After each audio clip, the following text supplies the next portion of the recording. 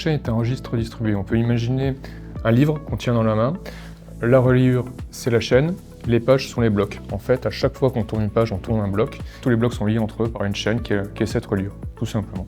Tout le monde partage ce registre, tout le monde y a accès en temps réel. Et à chaque fois qu'une page est écrite dans le registre, elle est répliquée dans tous les autres registres qui sont distribués dans le monde entier. Aujourd'hui, dans l'académie, l'usage autour de la blockchain, et on est à ses débuts en réalité. C'est d'ailleurs mon job aujourd'hui, c'est d'essayer d'expliquer ce que c'est la blockchain, expliquer pourquoi c'est important aujourd'hui de former nos étudiants et nos élèves à tout ce monde-là. La seule formation qui existe dans l'académie, et je crois même en France, autour de la blockchain, a lieu au lycée polyvalent de la Briquerie depuis le début de l'année scolaire. À un moment ou à un autre, vous devez, et vous devez aussi, de voir comment, sur un sujet aussi important que celui-là, on peut former et informer les élèves et les citoyens de demain. Et il est nécessaire de s'entourer d'une expertise qui est connue et qui est reconnue et qui s'inscrive dans la confiance. Et j'ai eu la chance, moi, d'avoir des collègues qui, eux, sont des experts dans le domaine de la blockchain, dans le domaine du Web 3. Ce qui facilite le fait d'être en confiance sur ce qu'on va pouvoir apporter à l'élève, à l'individu et aux citoyens de demain. Des collègues, dont un expert, n'ont pas hésité à venir me présenter leur projet et à l'inscrire, certes dans des formations qui sont en lien avec les domaines dont je vous ai cités, mais surtout de se dire on va l'ouvrir à l'ensemble des élèves de l'établissement, qu'ils soient de la voie professionnelle, qu'ils soient de la voie générale ou de la voie technologique. Et donc ça ne devient plus ce qui est de l'expertise de l'informaticien, c'est à destination et à disposition de celui qui fait de la mécanique, de celui qui fait du commerce, de celui qui va devenir fleuriste. Et peu importe quels sont les métiers qu'il fait, on va l'aider à comprendre et à appréhender ce monde. On a de nombreux risques autour de l'usage des nouvelles technologies aujourd'hui autour du Web 3. On a par exemple les futurs réseaux sociaux qui arrivent, qui aujourd'hui lorsqu'on est sur Facebook, donc dans le Web 2, l'élève il publie une photo, il est influenceur, il est content, il a un maximum de likes et voilà, il est très content.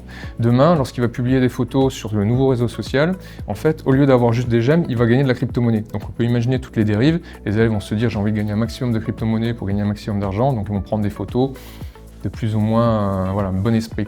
Le deuxième risque, ce sont les élèves qui achètent justement de la crypto-monnaie, qui achètent des NFT sans comprendre réellement ce qu'ils achètent. C'est important de protéger aujourd'hui nos élèves contre ces risques-là, de comprendre la société dans laquelle ils sont en train de grandir, de comprendre que tout est interconnecté, que tout ce qu'ils vont faire va avoir des répercussions. L'avantage profond du Web 3 aujourd'hui, de la blockchain, c'est de pouvoir partager uniquement ce qu'on a envie de partager avec l'autre, ce qui n'est pas le cas dans le Web 2, mais également de prouver ses compétences.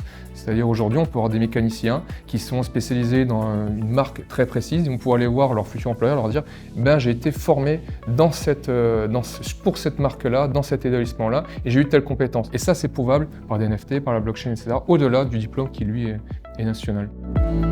Aujourd'hui, moi, je devais présenter le Lightning Network, qui est en fait une deuxième couche de la blockchain Bitcoin et qui permet en fait de réduire les coûts de transaction entre différents tiers.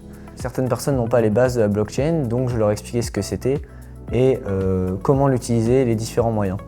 Déjà, ça peut me permettre d'apprendre à parler plus ouvertement aux personnes. C'est plus facile, par exemple, ce sera plus facile pour mon oral de me présenter, de parler, d'expliquer des choses.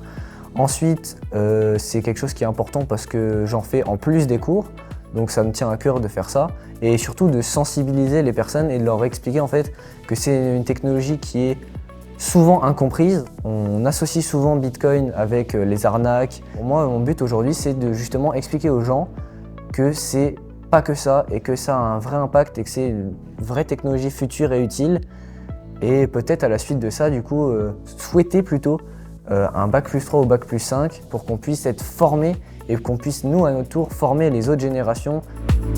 Je suis tombé dessus vraiment par hasard, lors de mon choix Parcoursup, j'ai choisi donc le lycée polyvalent de la Briquerie. Puis on nous a fait un premier cours sur la blockchain qui était inclus dans nos cours.